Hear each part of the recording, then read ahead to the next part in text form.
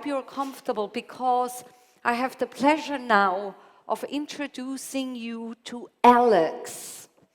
Alex is amazing because Alex is showing you what really is possible, okay? And Alex is the man of many languages. And I'm sure, ladies and gentlemen, you probably have heard of Alex Rawlings. Now, Dr. Heidi, if you will please Une show fois, us ma Alex. grand-tante m'a dit que chaque langue qu'on parle est comme une autre personnalité. Il y a des langues qui te donnent de la confiance, il y a des autres qui te font timide.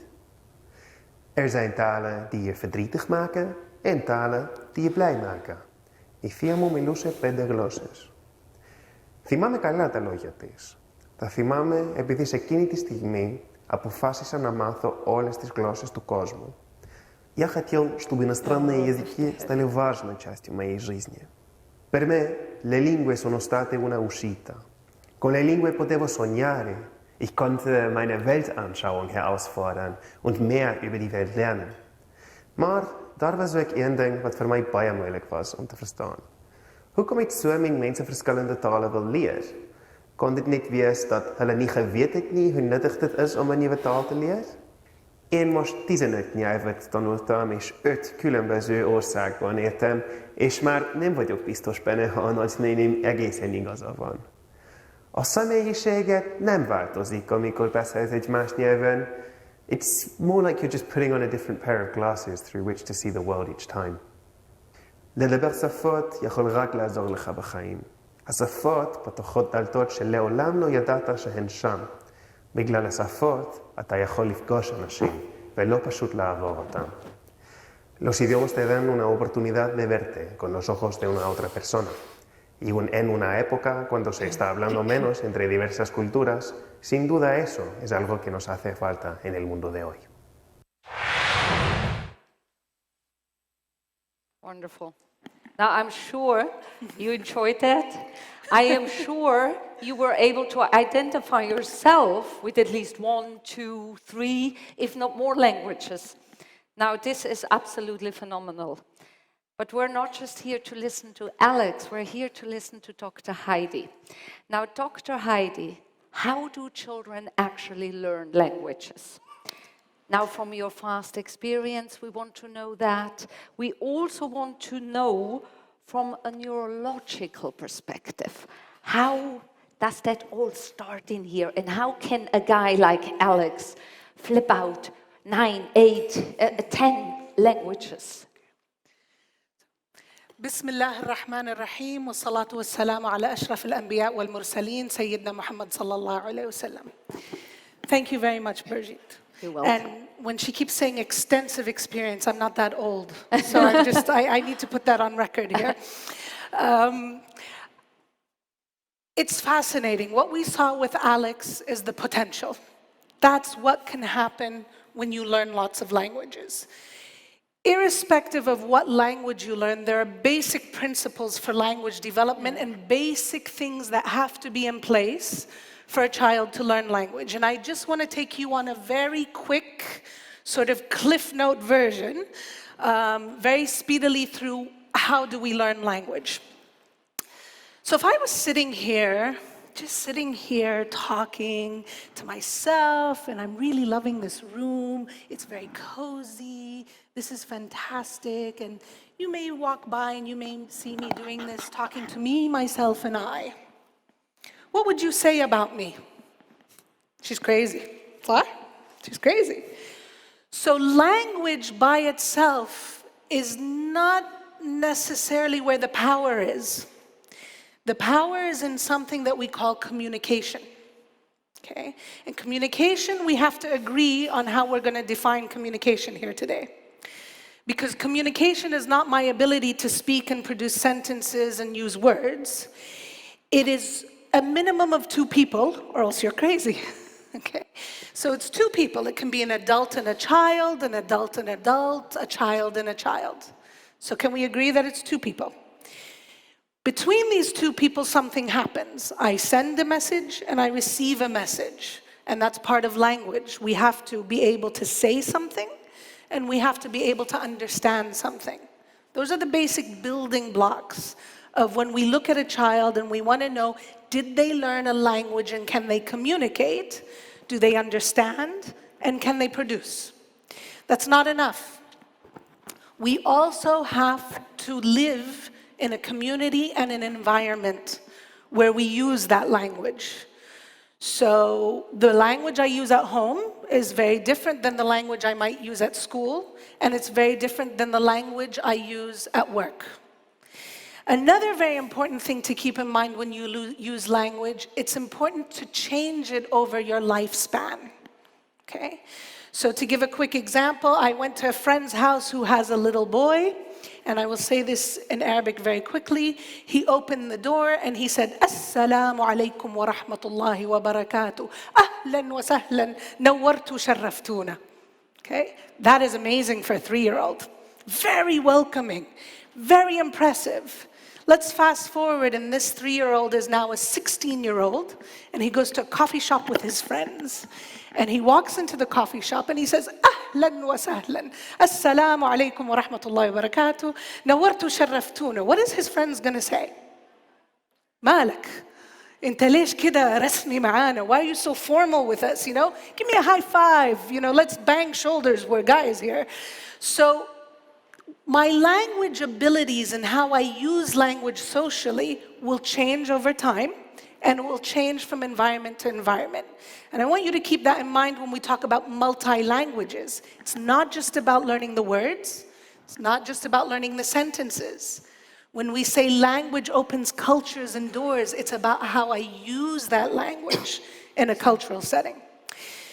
There's something very important that I would like to point to, because it's an uncomfortable discussion for many parents that I work with. The real art of conversation is not only to say the right thing at the right place, but to leave unsaid the wrong thing at the tempting moment, okay? I have to thank my son for teaching me this lesson. It was a very telling lesson, but I won't go into that full story. I'll just give you an example of it for time reasons. If I said to you today, am I fat? Okay? Some of you might say, no, you're beautiful, or you're pleasantly plump, okay? You're more to love. You know, very few people would be comfortable saying, yes, you know what, you're slightly obese, okay? Because it's considered rude, it may hurt my feelings. There are conversations that happen in our heads that we don't say. That's part of culture, that's part of being part of a group, okay? Children need to learn those rules, whether it's rude words, bad words you shouldn't say. When a child hears a bad word and you just say it's a bad word, don't use it, they don't understand what that means. And when you start learning multiple languages, some things may be bad in one and not in the other. Gestures are part of communication. I may be able to use it in one and not the other. So a child that has that experience by being exposed to multiple cultures starts to become more aware. They become more diplomatic. They become more conscious of the person in front of them and how to interact with them. And they become very adept at being able to interact and get through their environment. It's a very valuable skill, and you learn it with the more that you learn in terms of languages. When it comes to the brain, I want to give you a visualization, and I know I see familiar faces. We discussed this a little bit today with a different group. You'll get the visuals today. Think of the brain, especially a very young brain. Children start to hear and process language. Does anybody know at what age? Can anybody give me 1 or 2 options? 6 months? 9 months? And someone is sitting here. Birth. Pre-birth. Children can hear you before they are born. So any pregnant women in the audience, your child is hearing this lecture. I always said, I did 2 in 1. I did my PhD when I had my 2 daughters, and I said, this is your education. Okay, we're doing it all at one time here. Children can hear you. When children are born, they actually know their mother's voice. They can discriminate their mother's voice amongst any other female voice or male voice in the room. If their dad was very active with them, they will, secondary to mom, prefer their father's voice. This is based on research. How does that happen? The brain is developing and there are neurons. Neurons are the cells in your brain that help build your brain up, your thinking processes, if you will. There's a foundation to that, and the foundation is not your words, it's not necessarily the kinds of words you're using, it's not the sentences, it's the experiences you are exposed to, what you see, touch, feel, hear, and you are constantly interacting with. So a child, when they're born, their foundation will depend on how much you expose them to. If I go in and I just change a diaper, it's very different than when I go in and I say, hello, you have a dirty diaper. We're gonna change, you laugh, but we do this. We're gonna change your diaper. Oh, it's dirty, dirty diaper. This is how we build concepts in children. You know, now you have a clean diaper. This helps build a blueprint.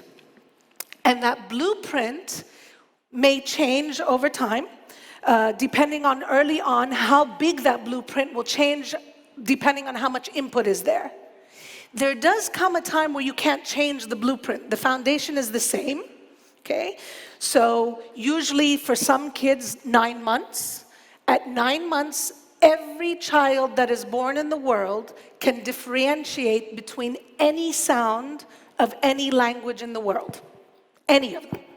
Whether it's Zulu clicks or Japanese or Chinese or Arabic, any language, a child can differentiate between it. At 9 months, they lose that ability and they only differentiate between the sounds of the language that is used in their environment.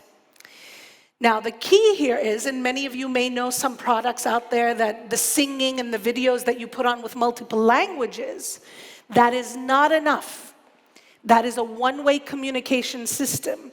What the research shows is the child will retain the familiarity with the language that people interact with them on. So if you have a nanny from the Philippines and she's been speaking Tagalog to the child, he will retain Tagalog. If she's been speaking Urdu, he will retain Urdu. If he goes to a daycare and he hears English or Arabic or Spanish or German, that they will retain all of those languages, which means their blueprint is bigger. They have more neurons that they can pull and organize. Based on that, they start building. You start getting words, and you start getting sentences.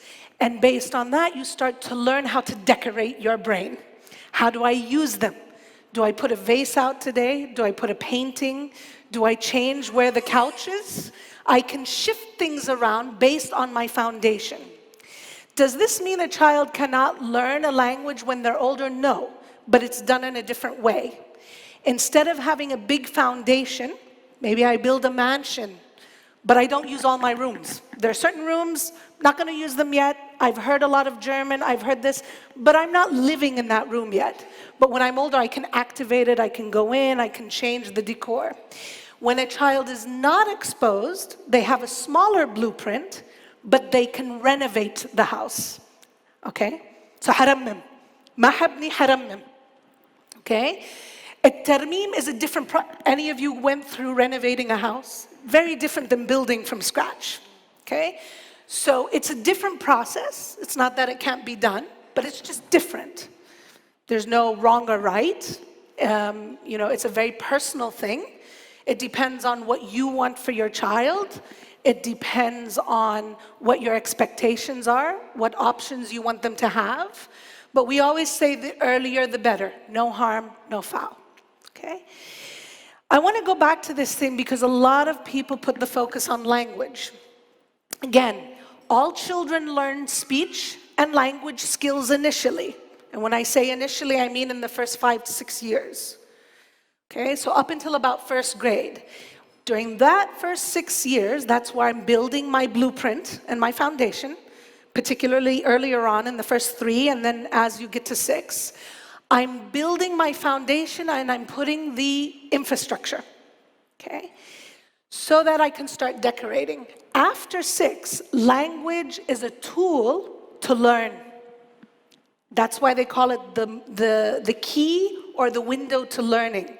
What I have learned in those 6 years helps me ask questions, helps me think about things, helps me explore and become more familiar and deeper into the topics that I want to learn, okay? So when we talk about language, many parents come and they're afraid. I had some questions. Will learning multiple language hurt their personality? Will they make them, depressed? Will it make, any of the negative things that people associate with multiple language learning? Language is a tool. It's not that powerful. Your personality is actually more powerful than the language. If you have a shy child, no matter how many languages you teach them, may never use them as much, okay? If you have an outgoing child, they may not know much language, but they seem like they do because they're very outgoing. So please think, and I hope this dispels a little bit, language is not all-encompassing. It's simply a tool that helps me lay a foundation in the brain for my child that gives them options in the future, okay? Now, this, if you go away from my perspective with nothing else other than this pyramid, I will be very happy tonight. Because language is very complicated. It's not easily measured. So how does it develop? Does anybody know what the basis of language is? Kind of snuck it in there earlier in my discussion. Anybody want to give a guess? There is a hand showing Yes. up, please. Okay. So the sound of the word of the letter. Anybody want to give me another guess of what the basis is? Except for those who were with me earlier. No cheating. Okay? You're correct. Part of language is the sound, but it is not the base. The base is actually experience. If you think about when does a child produce their first word? Roughly, around what age? Around anywhere from 9 months to 15 months. That's the range. There's no hard cutoff. There's generally a range for the milestone. But they actually understand and they're processing things much earlier. So when a child is born and they cry, that's communication. And you come in and you say, "Are you hungry?" By the time the child is 4 months and he cries, and you say, "Oh, you're hungry." If you have been, every time the child cries, you say, "Are you hungry?" and you give them a bottle in the first 2 months. By the time they're 3 months and you say, "Are you hungry?" they'll calm down because they know you're going to give them the bottle. You've conditioned them. They've had that experience. I cry, mom says bottle, I get fed. Yay, I'm happy. Okay? So experience is critical. Once they have experience, and particularly when the people around them, their teachers, their parents, their siblings, are adding language. Water, look, oh, you're standing here, here's the water, here's the table, this is the stage. They start to build understanding.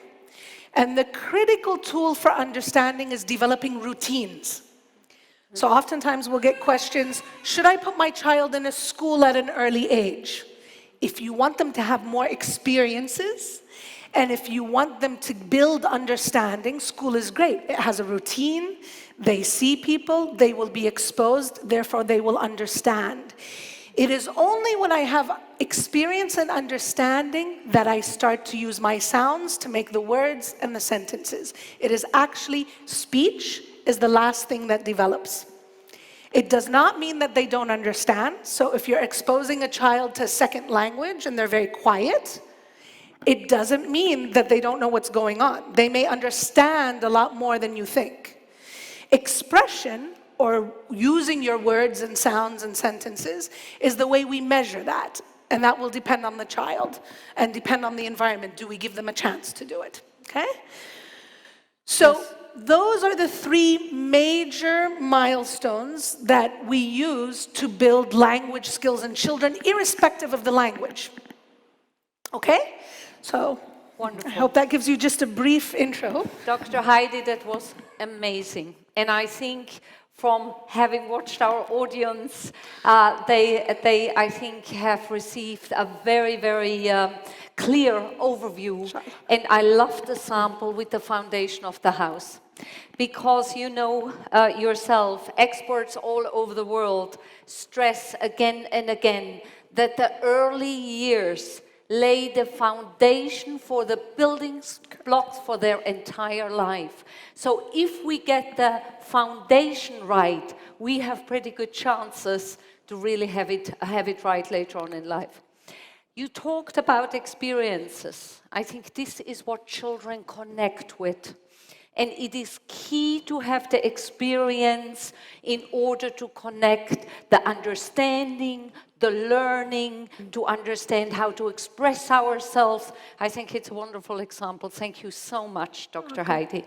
I'm going to move over to Amna, because we're looking at more of the practical aspect of all that. How does that really work in a school content, Amna? Your school implements a very blended Arabic-English curriculum into their KG classrooms.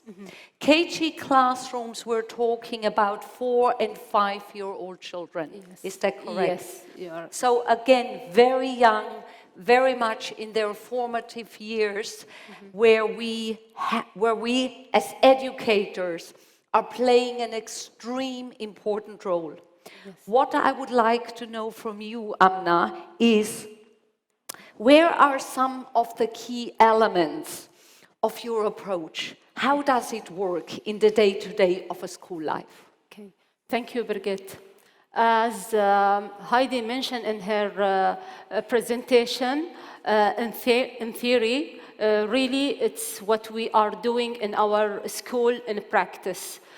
So we encourage the kids, the student to talk. How? We give him opportunity to work in groups, in peers, in our centers. In our school, we have a class, it's a mini center. There is like a role play area, we have a sand area, we have a block area, we have math, we have a reading area, computer area, creative area. In all this area, we give opportunity to kids to be together, like working together in peers, maybe in groups. Like, for example, if I give you like a role play area, if one kid's there, it will not be fun or he will not like it. But if they are like a groups, if it's, for example, it's a clinic. So we need a doctor, we need a patient, we need a receptioner. So if all of them work together and the teacher give him opportunity to be together and to talk together. So it's very important to develop student language or kids language to give him opportunity to be together and to talk together. Another thing of the open-ended question that the teacher planned to say it in her class. You know, the closed question, it's yes, no question. It will not help the children to talk because they will say yes or they will say no, or they will answer in one word. But the open-ended question will develop the kids' language. For example, and it's really not easy for the kids to answer a long answers or give a lot of word in her answer. But by the teacher, if she model that, for example, if she asked the question and she answer it. For example, if it's a story, and in the story, Hamad will do something in that story. She told me, if I am Hamad, I will do different. I will do that and that. What about you, if I am in my class, Hamad? What about you, Hamad? What you will do different than Hamad in the story? He will say exactly the same answer that the teacher say, because he don't have the knowledge or to change his mind or his thinking. But by the time, if one child say different than the teacher, it will encourage all the kids to say, to answer different answer than the teacher. Other thing we do to develop children language, we do a language activity or language games in our class. For example, if we teach a story, we take 5 days to teach one story because it's in 2 languages. So in Sunday, for example, we give him the new vocabulary word that it will come in the story. But the second day, we'll not give him the new vocabulary word. We give him as a clue. For example, if I have a picture or the vocabulary that they take it yesterday, so I will cover it as a teacher and tell him, this picture, we take it yesterday. It's about, the picture is the word about started with letter T or T. And it's tall, and it has leaves, and she needs a water to grow, and she needs a sunlight. And they will say, miss, I know it's a tree. I can extend that. Yes, it's a tree, but it's a half answer. It's kind of tree. You will find it in Emirates. You will find it in the desert. And we can take dates from it. Oh, I know, a palm tree. Yes, it's a palm tree. So all these details, all this playing with the language will give him a lot of vocabulary word, and they will not forget it because they are not memorizing it. They are really understanding what we teach them, what the new vocabulary. Another thing, we do it in our school. Unfortunately, we don't have a lot of story in Arabic. So we take a good English books or good story books, English story books, and we translate it to the Arabic language. But we be careful a lot about the vocabulary. Sometimes the vocabulary word in the story, it's very easy in English, and it's okay for the kids who don't know English. But for Arabic, we need a hard vocabulary word. For example, if it's nice, a nice picture, if in English story, so we didn't say nice, we say beautiful, incredible, we say marvelous. We add different vocabulary to make it more deeper, especially in Arabic. So the story, it's the same, but the vocabulary is very deeper, especially if we teach him in Arabic. Another thing, we do it in our school, the teacher talk all the time in the class with the kids to help them to gain a lot of vocabulary word. For example, if I am a teacher with 1 kid or 2 kids in the reading area, and I want to read a story for these 2 kids.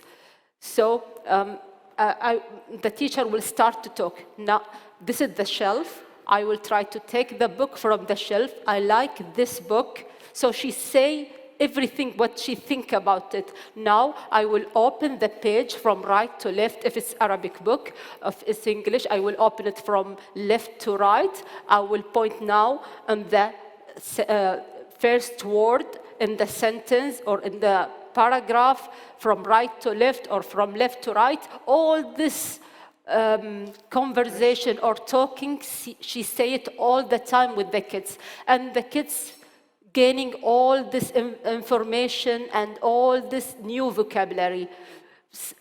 We find like the kids in 1, 2, or 3 months, they didn't talk a lot in English, only they take it. After that, you will find the kids talking after like term 2 or term 3 or next year in KG2. We teach KG1 and 2. This is very, very interesting, Amna. And I just want to know how, because the teachers, of course, are the most important tool. And we know, teachers have to do a lot of planning, they have to do a lot of preparation. How do you as a school, from the administration part, especially support the teachers? Because, immersion in 2 languages requires a lot of planning, requires a lot of preparation. I have 2 questions. How do you, as a school, support the teachers that they will receive enough time, that they receive enough support, enough resources? And also, how do you actually make sure, because we're talking about a bilingual program, English-Arabic, how do you actually make sure that they receive equal amount of both languages or a very healthy mixture of both languages? How does that work in your school? Okay, in our school, as we mentioned, that we teach a story for whole week. So we teach the same story in Arabic in Sunday and Monday, and the same story in English Tuesday and Wednesday. So 2 days, they will take it in Arabic and 2 days in English. And Thursday, the teacher has to choose in which language they prefer to teach it, or the children can act that story like Goldilocks and Three Bears. It's easy for the kids to act it, to role play it. So on Thursday, the teacher choose what it's good for the kids to do. Also, as you know, the government school now, the math and the science we have to teach it in English. But in our school, we teach it at least once a week in Arabic, only to introduce. Yes. Sorry. It's okay. Don't worry. The new concept. So if we have like a pattern in math, so in the first day we have to explain to kids what the meaning of the patterns and show them little bit. After that, the whole week or the whole 2 weeks or 3 weeks, we do it in English. Also in science, the new concept, we teach it in Arabic in first day, and after that they can learn it in English. So this is different than other school. About the planning, in our school we give both Arabic and English teacher that they teach the same class a time for planning at least once a week. To plan for next week. So they plan together what the material they need to put it in each center, what kind of question, open-ended question you will ask in this days, this question, I will ask this question in my days, what kind of vocabulary word. I will take the hard vocabulary word because I am Arabic teacher, and you took the easy vocabulary word because this is new for the student to learn another language. And vocabulary, open-ended question, the material. If I take a focus group or I will sit with this group, what you will do, I will go around the class to see others, what they are doing. If you sit in the group, what I will do. So all this, we give them once a week to plan. And before the units, if it's a new unit, we give him a week to plan for that unit, which outcome they will teach, how they will introduce it in Arabic first, and after that in English, what material they need, what's question, what the vocabulary word. So this is what we do it in our school. Thank you very much. So that means really preparation, thorough planning, continuation is very, very important for the children to be immersed in the both languages. I think our audience would also like to hear, in school we know it, we have lots of resources, we're educators, we're trained to teach children. But what advice, Amna, would you give the parents to support that at home? Very often the parents think, gosh, what should I do? How should I do that? My husband works all day. He comes home in the evening and, we have only very little time to speak in Arabic. I speak German to my child and so on.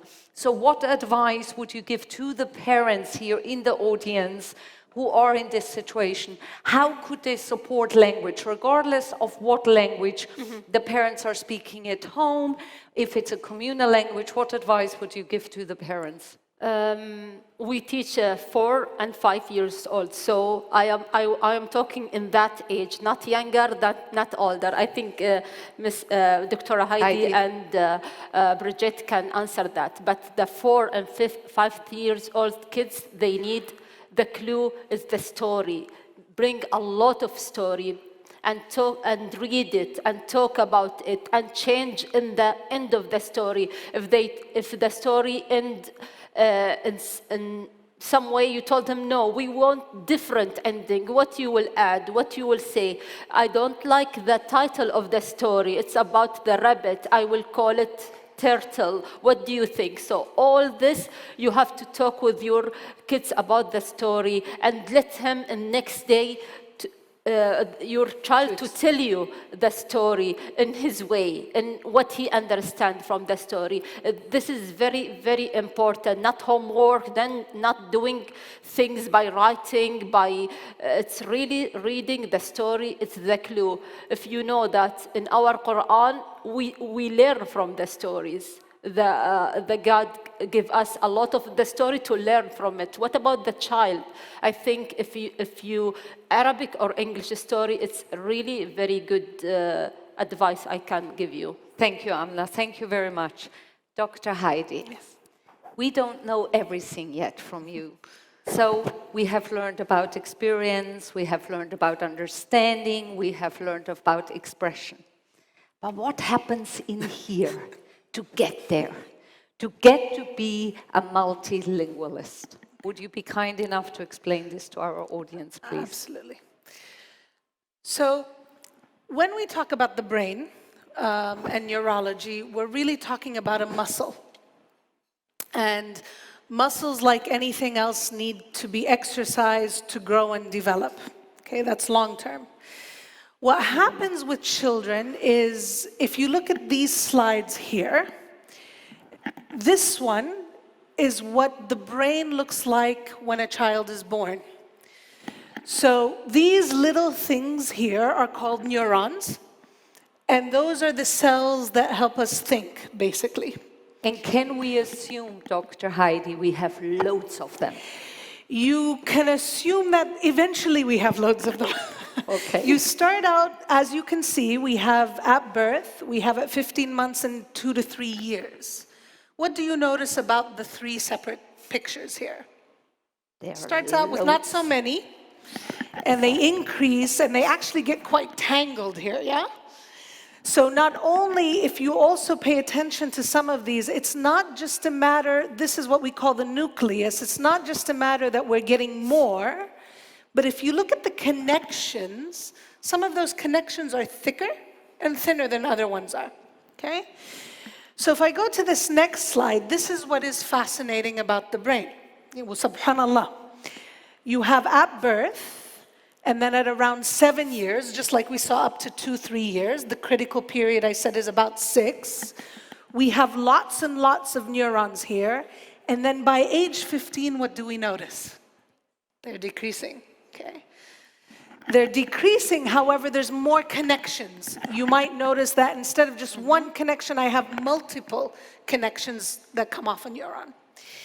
Now, if there's neurologists in the audience, I apologize, I'm going to simplify this to the easiest level, just because I like to get information simply.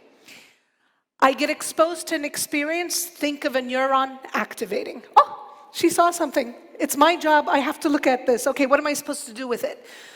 The more I see that, the more I'm exposed to that experience, the more my neurons start to talk to each other. Did you see that? I saw that. We need to work together and we need to figure this out. So not only does experience, the bottom of my pyramid, help me sometimes create more neurons. If I'm visual and I see a lot of things, We may have a lot of density in our visual cortex and places where we might get better at seeing things. Same thing if I'm an auditory learner, maybe much more active in that area. So what happens is I'm developing the neurons in that area to do a specific task, but I'm also making connections between my neurons. Now, why is this slide very important? Because what happens between 7 and 15 is critical, and what happens with kids is also the same. There's something called pruning, okay? Pruning is the brain's way of cleaning up what isn't necessary. So what happens is, let's say today, I'll use a quick example. Child comes into my clinic or my office, and I ask the parent, do they have a good vocabulary? And the parent says, yes, it's very good vocabulary. What are the words the child knows? The child knows cup. Child knows cup, okay, great, perfect. I put it on my list because I want to test understanding. So I walk in and I might have objects, and I tell the child, can you give me the cup, or give the bear the cup? Or let's pour some, I usually will say cup on its own. I don't say pour something in the cup, because that gives them a hint. I don't want a hint, I want to know, do they know cup? So they've heard cup, I assume neurologically it's been programmed. The problem is it has to go from short-term memory to long-term memory. And it has to get established. To do that, there needs to be consistent, and the word here is consistent repetition. And this is why routine is important. The more I come in and I say cup, it's going to program, and these little lines between the neurons get thicker, okay? So if today I come in and I say cup, and tomorrow I come in and say glass, and after tomorrow I call it tea, that's 3 different words I called the same thing, okay? So that child may have, and again, very simplistically, tea, cup, glass. Instead of glass, glass, glass, the neuron gets thicker. So what's going to happen is when it comes to pruning time, what the brain does is says, how many connections do I have that are thick? The thick connections we don't cut, we don't get rid of. We program them, we keep them, and we may use them. The thin ones, you're not using them. You know, it's obvious you're not using them because they haven't built up. It's not a strong muscle. I'm going to cut it and get rid of it. And this is why sometimes, yes, he's heard cup.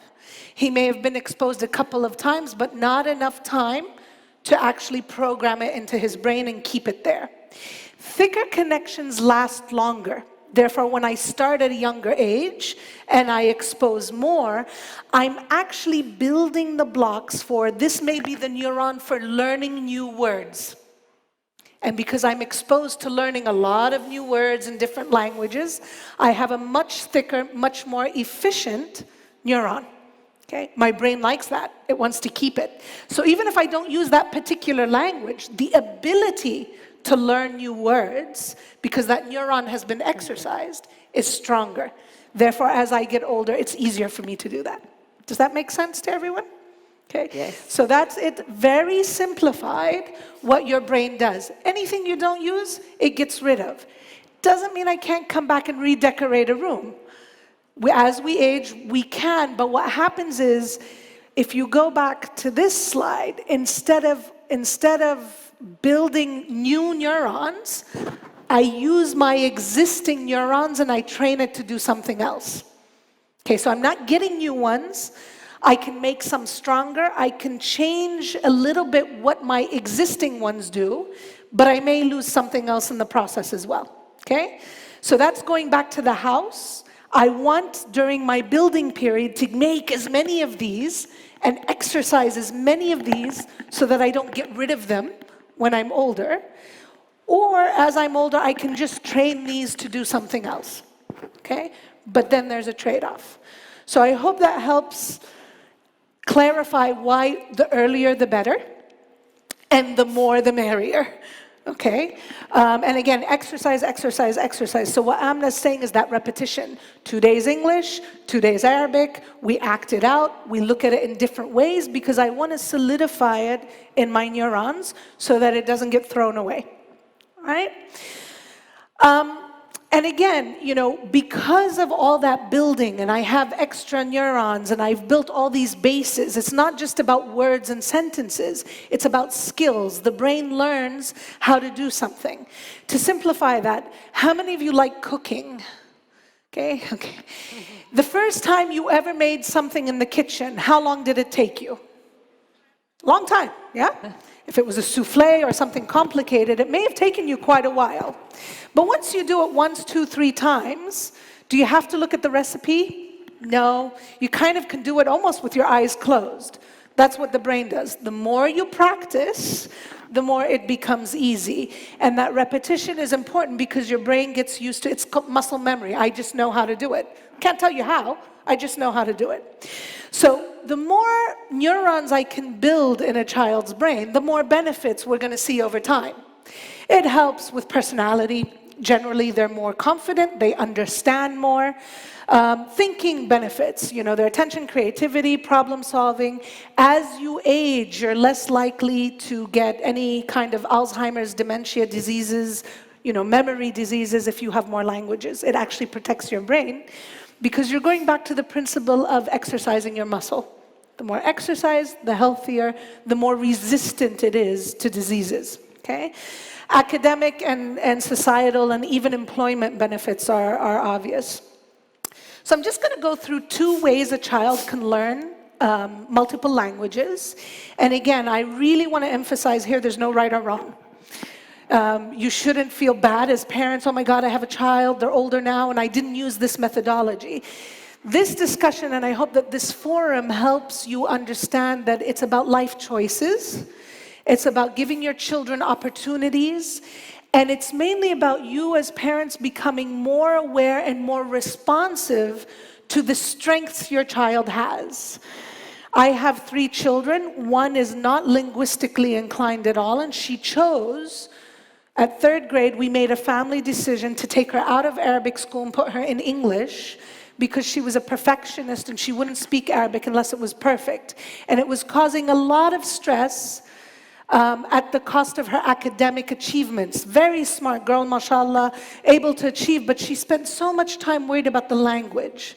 We consciously chose to say, it's okay, she understands, her choice not to speak, let her go to an English school where she can excel. My second daughter, on the other hand, speaks French, Arabic, and English. Very linguistically inclined, doesn't care whether it's right or wrong, mixes things up, she's willing to adventure and try. Okay? We gave them both the opportunities. We went with what was right for them. No right, no wrong. It was what was best for them. And that's what I hope you really are empowered leaving here saying, I am my child's expert. I can look at them and understand them and know what their strengths are and give them opportunities. And that's what I'm supposed to do and let them fly with them. So the first way that you learn multiple languages, whether it's 1, 2, 10, 15, as in Alex, is simultaneously, which means at the same time, okay? Generally, the cutoff here is age 3. So generally, we will say a child before the age of 3 that learned multiple languages. I learned Arabic and English from when I was very young. So I would be a simultaneous learner, okay? They used to tell me when I was younger, a true sign of a bilingual is in what language do you dream? And I used to talk in my sleep, and my mother, who's American, my father is half Egyptian, half Saudi. My mother, who's American, would say, I never understood. You'd say a word in English, and then you'd talk in Arabic, and then you'd go back to English. So I hope I'm a true bilingual at this point, if I'm dreaming in both. But simultaneous means at the same time. They're exposed to English and Arabic, or French, or German, or Spanish, in different settings, in different ways, but there is exposure. So it's at the same time before the age of 3. There's also sequential acquisition.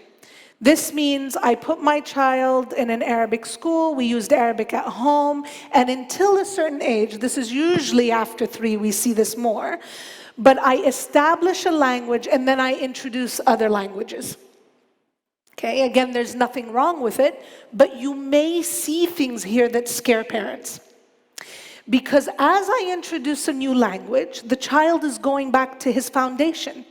He's looking at the experience and he's trying to understand and link the new words he's hearing and learn the new rules and the new vocabulary of that new language.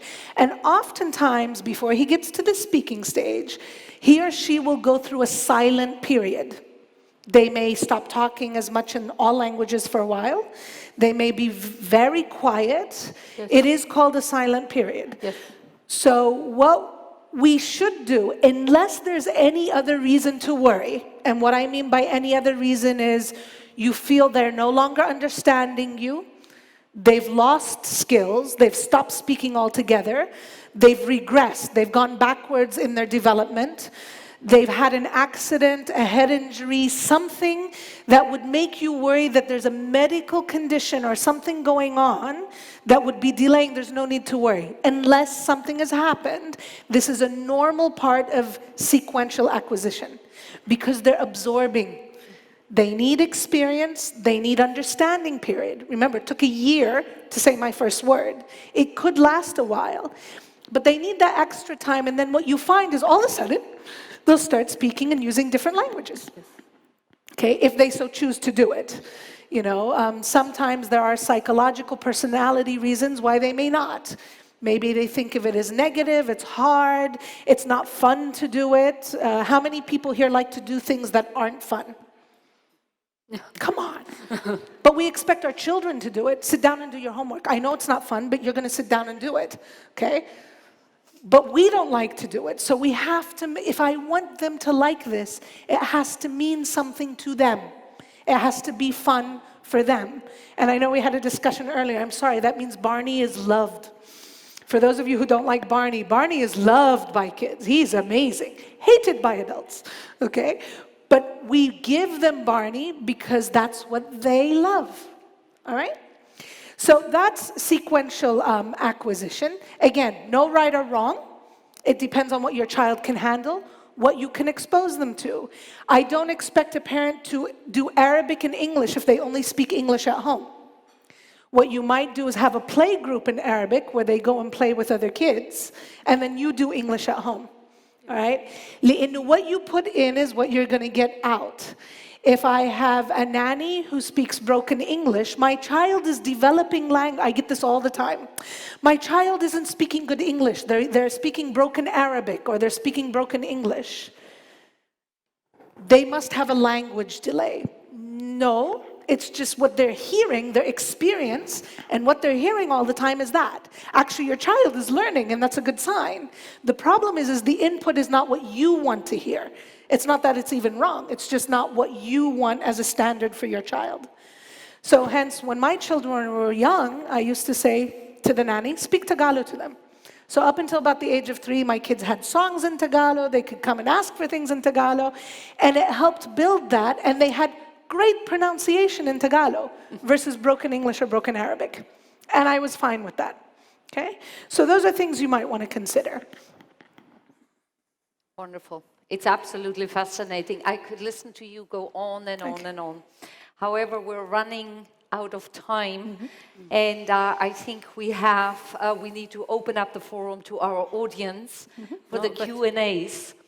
And thank you so much for everything. Unless we have the myths, unless we can build them in the Q&As. I think we can build them into the Q&As. Because otherwise, whatever you would prefer, Dr. Heidi, we can do them with the Q&As. Because maybe some of the audience has filled out the questionnaire now, and maybe they want to know what is true and false. So I would like to open up now to the audience, please.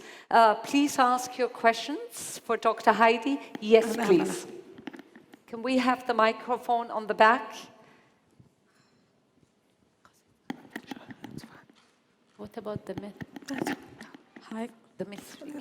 Good evening. Assalamu alaikum. Wa alaikum assalam. My question is to Dr. Heidi. How can I teach my child who's 6 now, 6 years of age, a third language, which should be his mother tongue? Which would, his mother tongue that's used at home? It's not used at home, no. Okay, so do you speak the mother tongue? I do speak the mother tongue. Okay. But I stopped talking to him in my mother tongue because I wanted him to learn Arabic and English.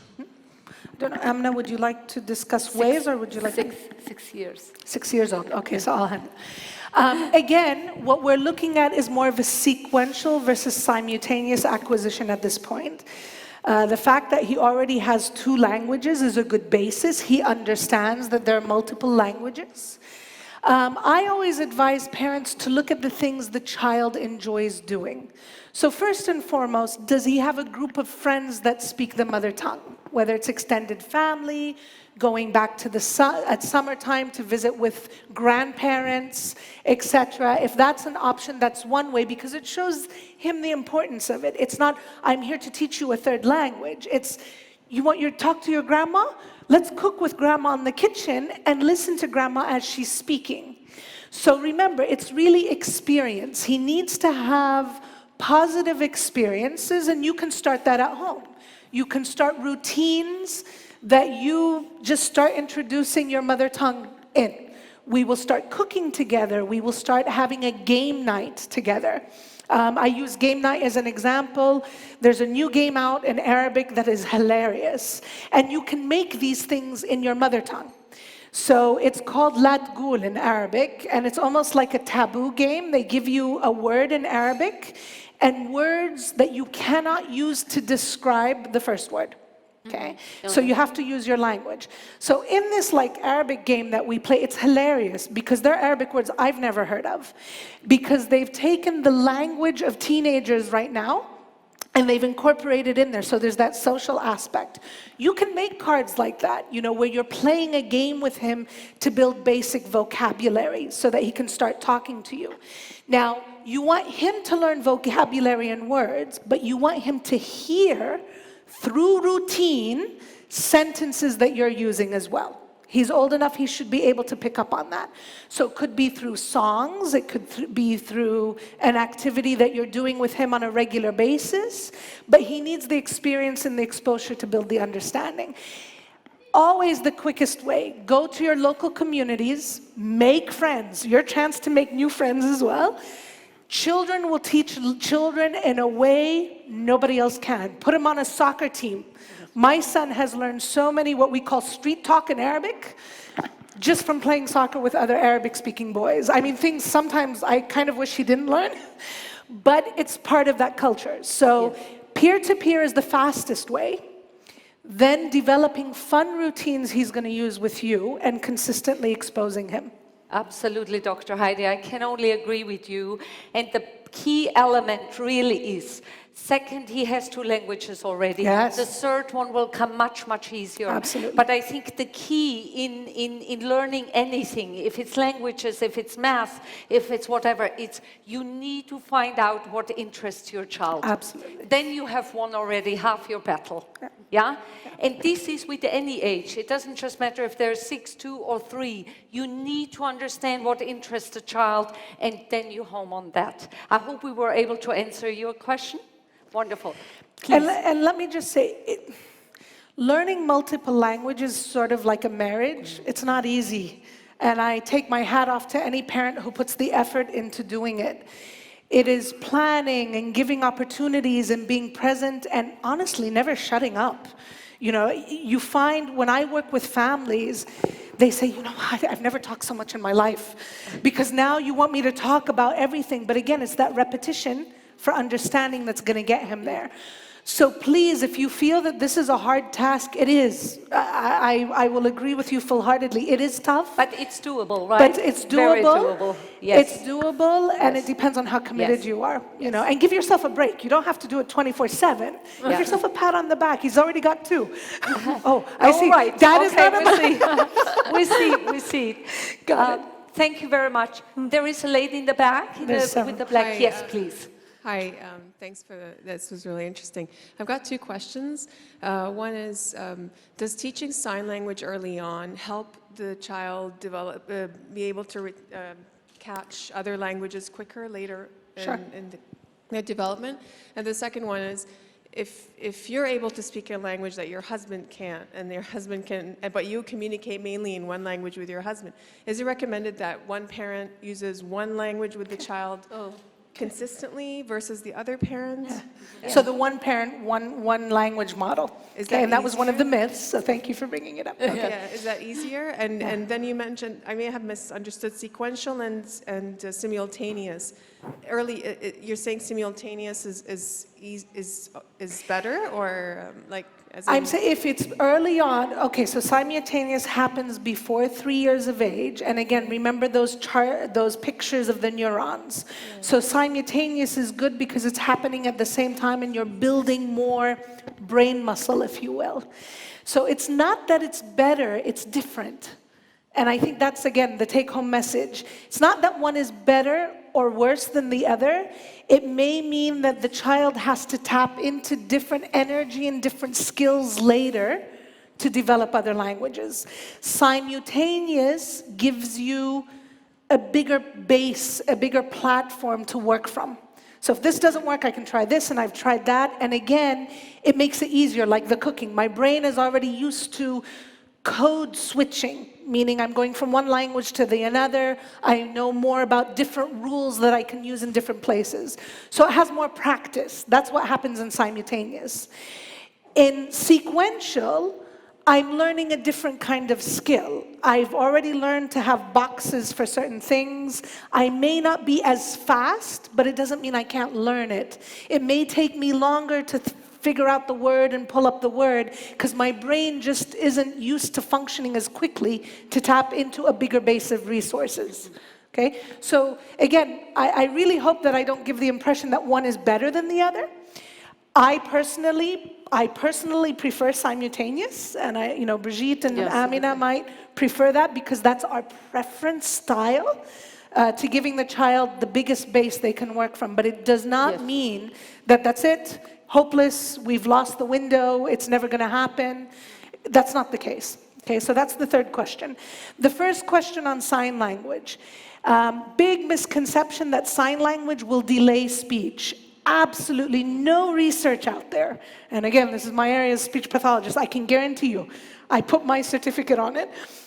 There's no research that shows that sign language, or what we're talking more is gestures, baby signs, will delay language. I used it with my own children. I have an 18-year-old right now who, when she was 7 months old, and this goes back to my pyramid, experience, understanding, and then speech. When she was 7 months old, 6 months old, I put her on a chair, and experience doesn't have to be something fancy and I planned for. It's an opportunity in the environment. Put her on a chair, swung her around, stopped her.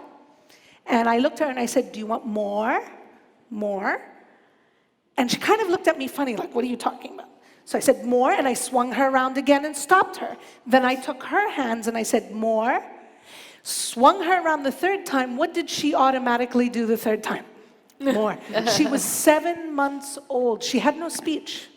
But she would start to bring us the bottle. She'd give us a bottle and go, because she understood, I get more if I use this. So up until she was about 9 months, she was about 9, 10 months when she used her first word. She was saying thank you. She was saying more. She was saying drink by using gestures. The minute she said those words, she stopped using the gestures.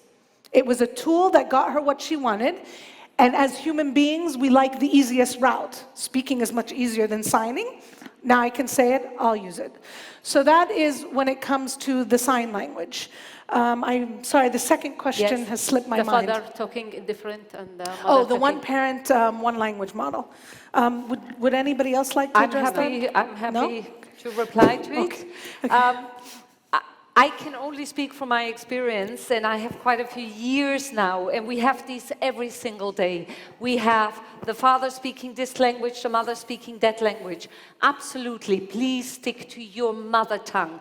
But you also need to have a communal language. You know, when you're all together, you need to be able to communicate with each other. You have to establish that as well.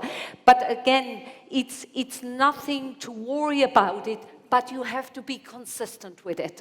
I think this is the key element, and that will be my advice to all the parents who have different languages at home.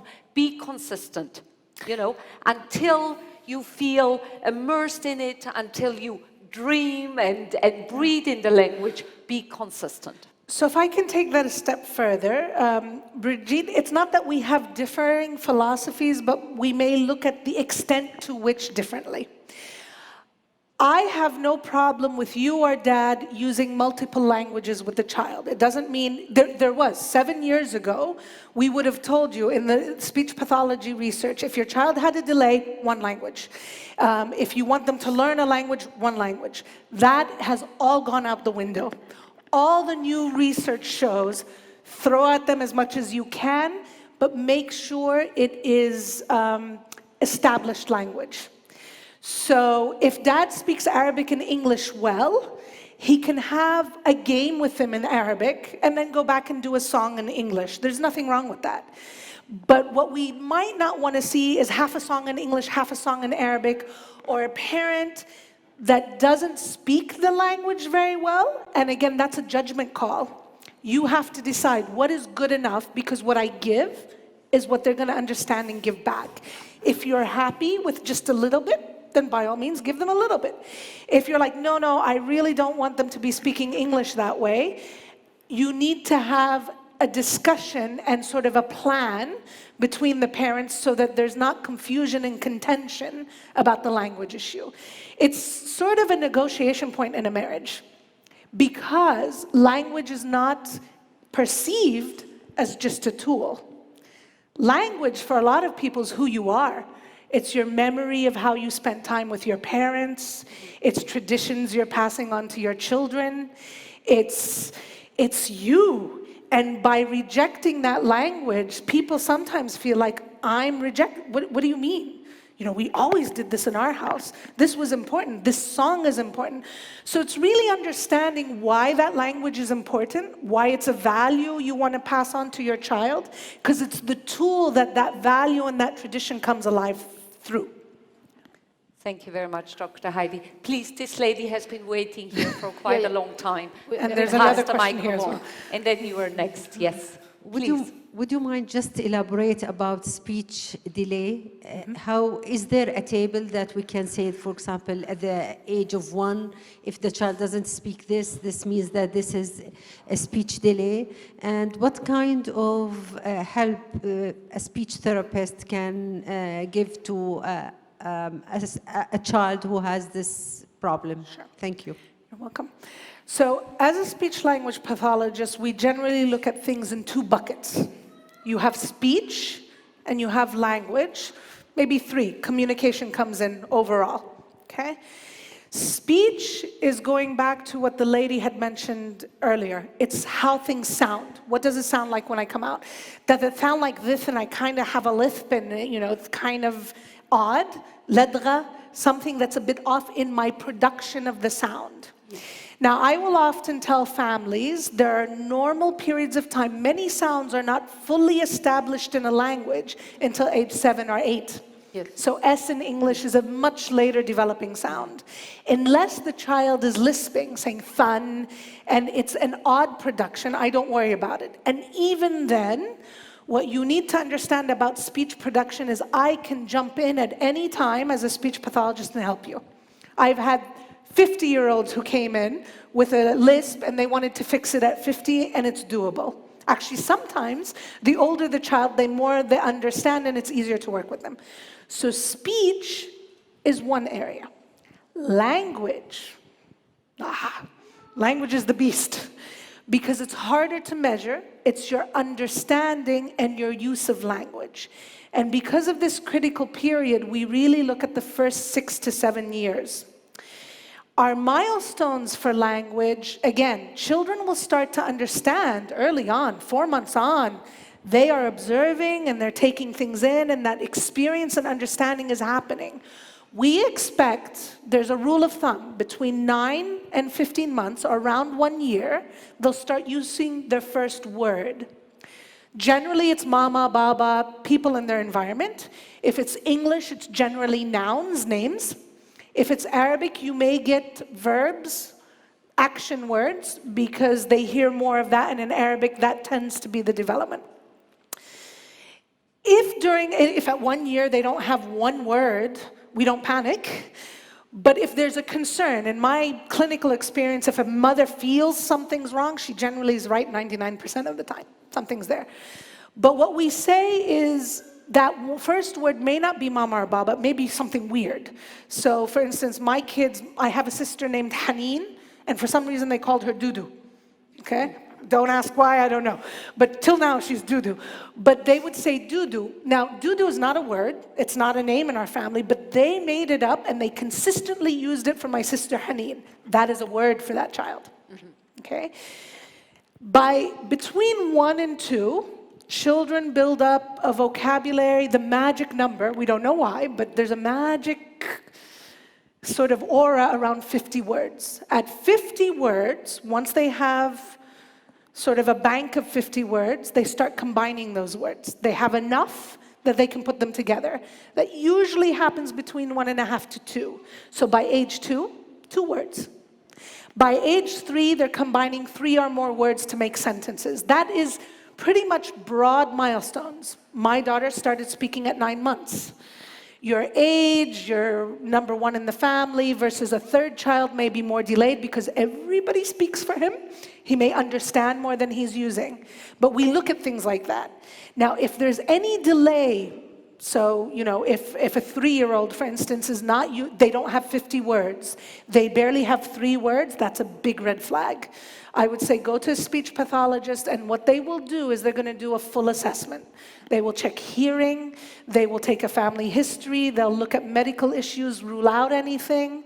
It may be something just as simple as they're not getting enough interaction time, may recommend putting in a school and observing for a while, but we will try and get down to what are the, and it's not even so much what are the reasons, but what works to get them jump-started. So we'll work on techniques for developing language in the home and in the clinic. I think that answered your questions because we talked earlier. I hope this answered your question, yeah? There was a question Yes, here. the lady up front. in the She's front. been patiently waiting. And then we have a few more over there. Okay. First, I'd like to thank you all. I'm Dr. Lamis Bouhlega, and I would like to thank Asma Al Yahal. My daughter graduated from Abu Dhabi School, and she speaks fluent English and Arabic, and she's considering learning Latino, so that's really good. Going back to my questions, actually most of them are answered already, but I have a couple of questions to Dr. Heidi. First, Arabic has many different accents. Yes. I mean, we speak Khaliji, Egyptian, Yes. and like, for example, cat. Cat, قطوة, قطة, بسة, هرة. بس. It's different, and so children can get confused, and I don't know how can we overcome this issue. That's my first question. The second question, and I think this is global for many parents here, is why children have more difficulty learning Arabic, though it's their first language. And like I have my son, for example, he reads novels, 500 pages novel, he's 11 years old, in English, and he finds it difficult to read 20 Arabic.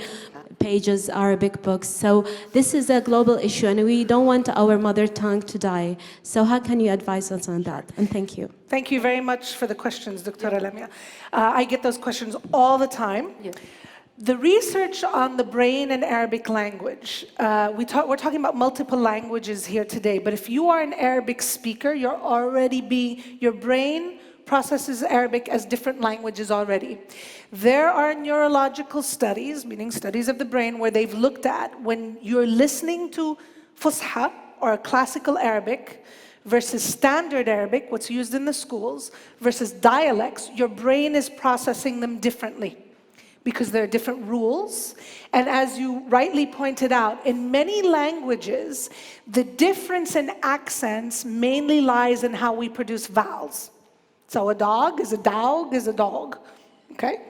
Right? But in Arabic, as Dr. Lamia pointed out, you know, a window can be taga, drisha, nafida. In Arabic, there is a richness. I forget the number, but when you look at the number of words you have in Arabic compared to other languages, it's hugely different in just vocabulary. Okay? The reason why children find it hard is language is the third hardest language to learn in the world. It's not an easy language. There's a lot of nuances to it that makes it difficult. What does that mean for us as parents and educators? It means they need more experience and more time to understand, more repetition. I personally find it's one of the beautiful things in Arabic, and I personally, my personality, I love to know all the different words used for the same thing. I think it gives it a richness. It gives me the ability to move in and out. If you've ever had to write a letter in Arabic, I always say you either have the gift or you don't. It's not like English where I can teach you, to whom it may concern. There are certain rules that I can put. In Arabic, it's all about your mastery of that vocabulary and how descriptive you can be. So what that tells me is I have to be descriptive when I talk to my children. I have to bring that to life in a fun way. Playing games like La Tgoul. It makes it real for them. It gives them the different vocabularies that mean the same thing. Walking in the street and, telling them, who can give me the best description for this? Who can do this? Who can come up with a better word? Playing I Spy games. أنا أشوف بعيني شيء يبدأ بحرف الشين. Okay, and getting them to think and be creative in those games that help build vocabulary. I think, again, make it fun, lots more repetition, and going there. So when I understand preserving, you're talking about your child reading. Compare the English book to the Arabic book. Yes, we mentioned it before. And Amna, I think, may be able to address this. للأسف, we have, it's not that we don't have a lot, but you have to really search for it. There are very few stories that are written in Arabic. First of all, in the Arabic research, we don't know how reading develops. ما في شيء موثق, nothing proven about how we can teach reading, whereas in English we have a lot more research. Yes. My concern in some of the schools that I see in Saudi Arabia, that's where I'm from. So in Saudi Arabia, they've taken English principles like sight words and translated it to Arabic. It doesn't work. That's not how it's done. We don't have the research to back it up.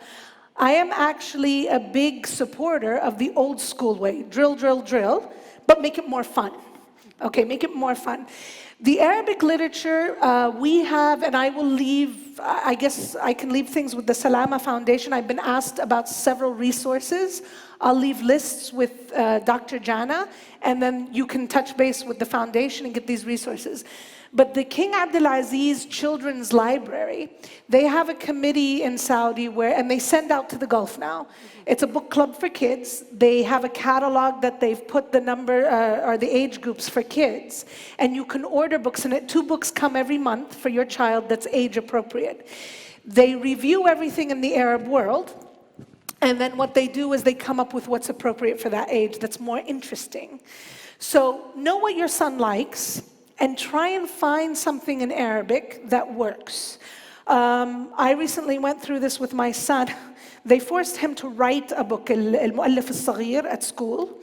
And I will tell you, my heart just dropped. He came in and he goes, the teacher wants me to be a young writer.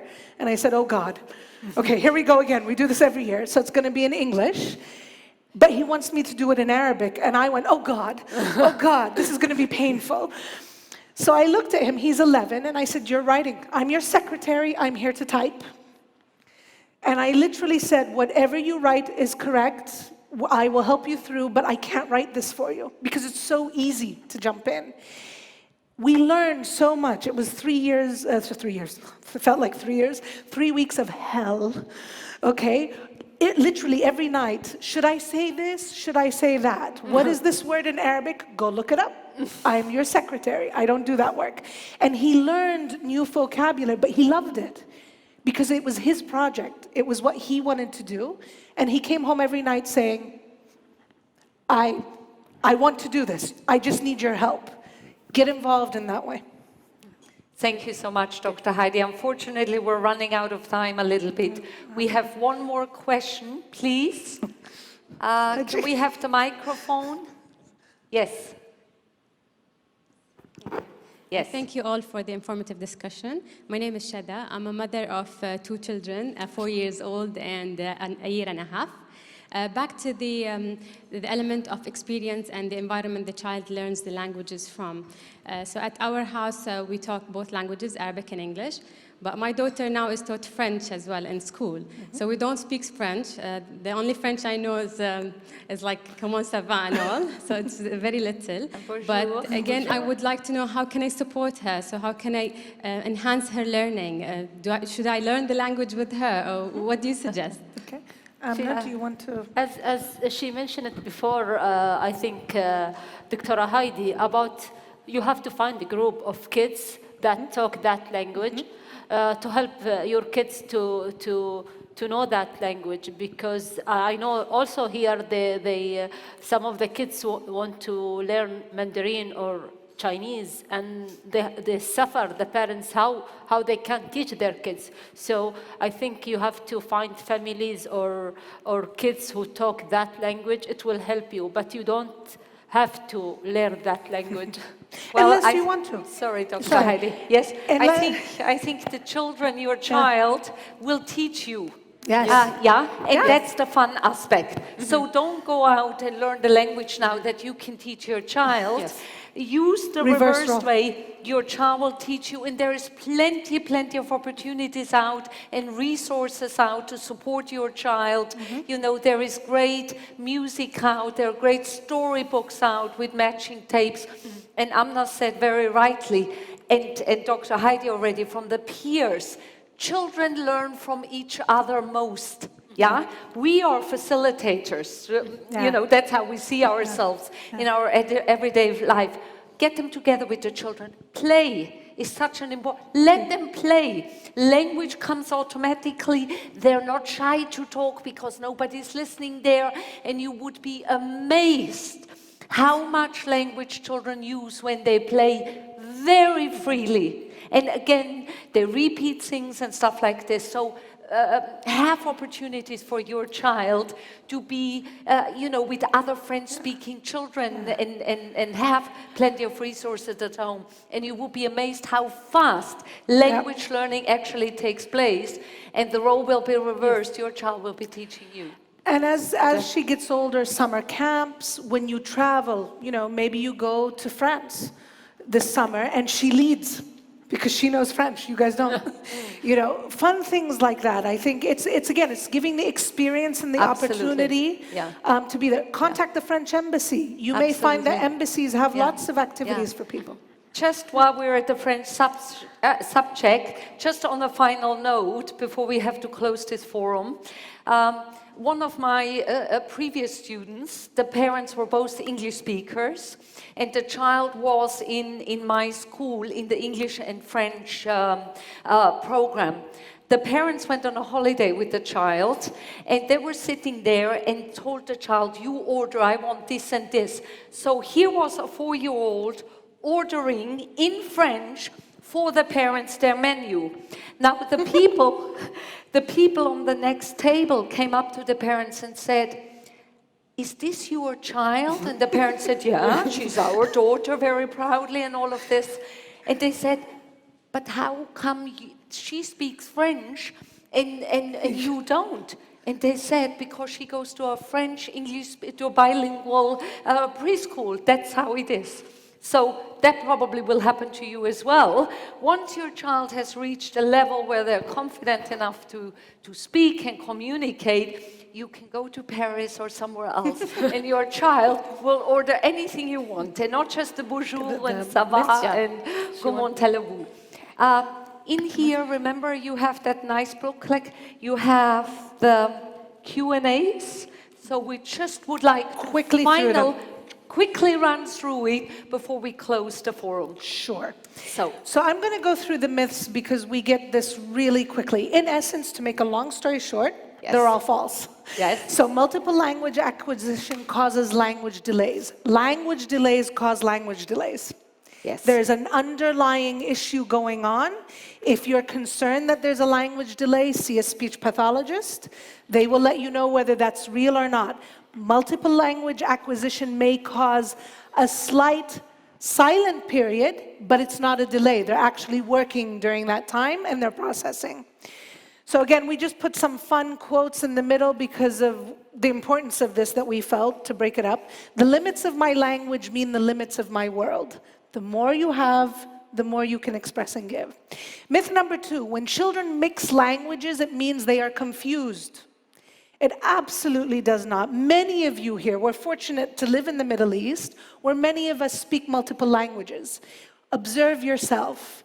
If you're talking to somebody who speaks the languages you know, you go back and forth. It's called code switching.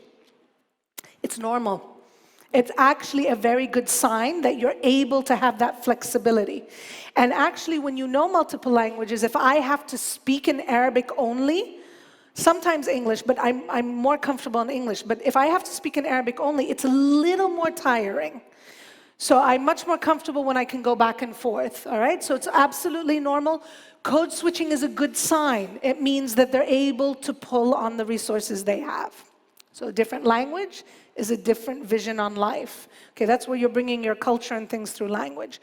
Myth number 3, a person is not truly bilingual unless they're equally proficient in both languages. There is no person out there, probably not even Alex, who is equally proficient in the languages they speak. Yeah. You will always be stronger or better in one or the other, or stronger and better in different aspects of one or the other. Yes. So please do not expect of your children what you do not expect of yourself. Okay? Let's keep it realistic. I love this one. If you talk to a man in a language he understands, that goes to his head. But if you talk to him in his language, that goes to his heart. Okay, so the more children are exposed, and that's associated with emotional things, you all are bringing such richness to your children. Many of you here are parents from different cultures, from different backgrounds. It is a true gift. Being a child of a father who's half Egyptian, half Saudi, my mother's American, my husband's Palestinian, I can't tell you what kind of a gift it is to be able to see things from different perspectives, to be able to sit with different people and say, I don't agree, but I respect what you have to say because I've seen it. I've seen the other side through language, through experience. So that is a gift that you give your child. Number 4, an individual must learn a second language as a young child in order to be bilingual. As we said, you can do it later. It may be different, but it still can be done.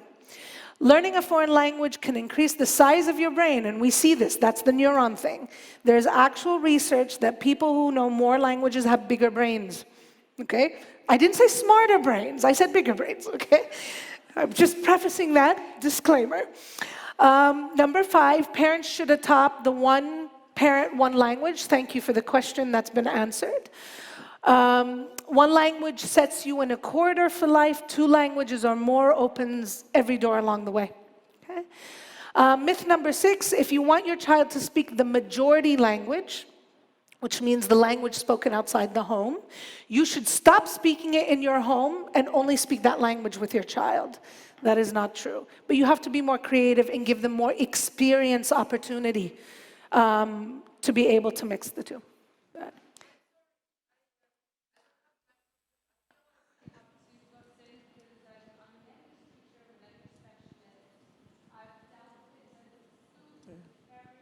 Can we pass on the microphone, please? We don't really hear it. Yeah. Could you repeat your question one more time? So I just feel like I need to interfere just here because I'm a language teacher. I've dealt with lots of different parents, schools, and I myself, I'm French, and my husband is English. We have a bilingual home with 2 bilingual children, and I feel some of the times, to my despair, that this is actually considered as a hindrance to children. A hindrance to children from a school point of view at school, and I think there's many of us who have felt this because the schools are like, well, but you should speak English to that level because you're 6 or whatever. You should speak French to that level because, well, you're French. Why can't you? So I think it's a bit of a shame that although we all think, oh, it's amazing. You are so set for a good future. You have set such an advantage, why, you know, this is not being portrayed as an advantage at times when it's so important for our children to feel like education is supporting them in that way. Yes.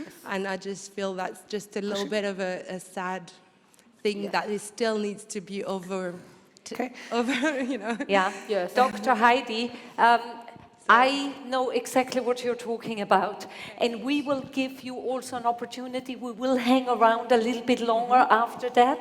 Some people would want to leave, and we need to close the forum now, but we will hang around, and I will talk to you because I have this every single day, okay? Let's go. So I know what you're talking about, because it happens not just here, it happens unfortunately in all the schools. And yes, we are here.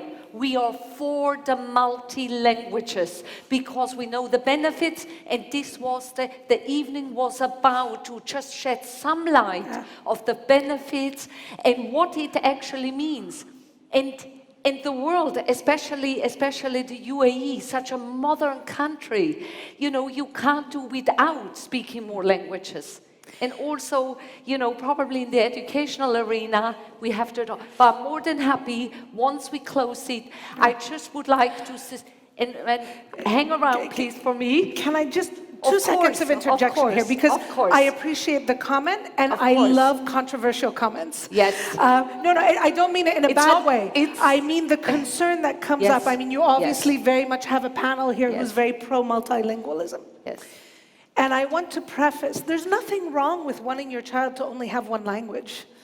There's nothing that makes them less a person or anything. We're just saying in today's world, multilingualism has become a reality. If you want them to have better opportunities, there are clear reasons. Because we have people marrying from different cultures, we don't want to ignore one of those cultures. I personally appreciate when I have choices for schools. I currently in Saudi Arabia almost have no choices except the public school system if I want Arabic only. They no longer have Arabic only. Yeah, we only have English schools now. English with some Arabic. So the fact that some schools have a standard and they say we want to stick to one language, it's a choice by the parent to put that child in that school. Now, as a teacher, as another parent, you may have a differing philosophy and you may want to find a school that is more in line with your philosophy that you want to push. Life is choices. We all sit here and we look at those choices. And because of my multi-language, multicultural background, I can appreciate a purist view, but it's a choice that you make and you live with the consequences of those choices. So, you know, I'm sure that we will address those more one-on-one, happy to do it, but it's not black and white and it's not good or bad, it's choices. Yeah. Okay. Thank you so much, Dr. Heidi. Please, a round of applause for Dr. Heidi.